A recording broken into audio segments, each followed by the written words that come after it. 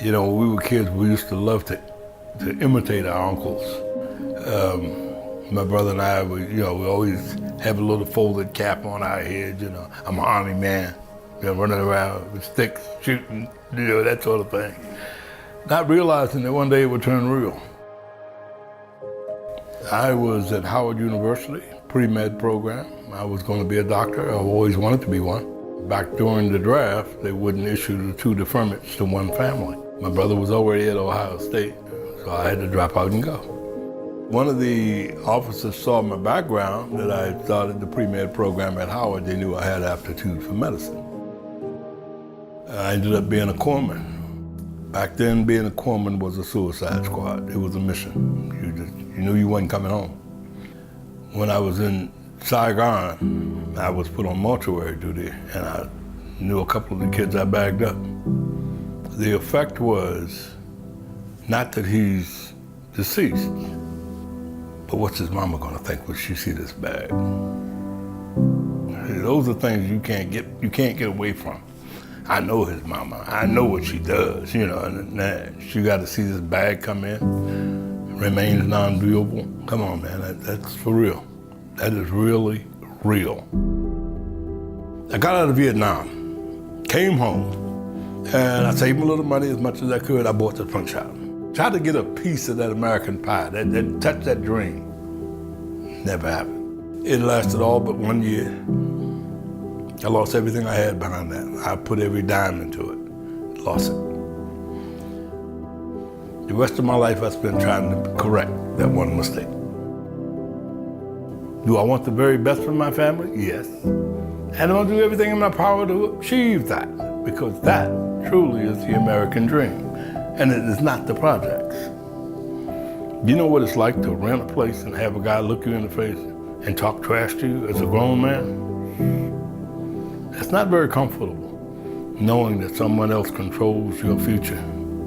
And if he wakes up with a little attitude one morning, he can change your whole life just by coming out the mouth differently. I was told about other people, oh man, go to him, he can help you, go to him. And they take your little application, make you feel like, oh, we're really working for you. And 6 months later, you might get a call, Mr. Carter, it didn't work. You just took a 6-month plug out of my life, bro. That's 6 months I can't recoup. I'd gone to another guy, I'm supposed to specialize in Veterans Affairs, and he strung me out. Finally, a buddy of mine said, you're gonna know who Benchmark is. You're gonna run to Benchmark.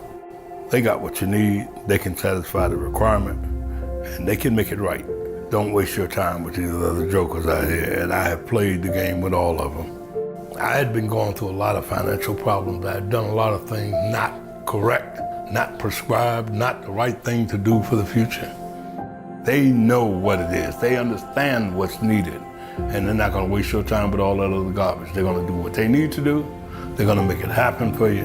And trust me, my hat is off to Benchmark any way, shape, or form, because they pulled me out. And I know I was not the best scenario out there.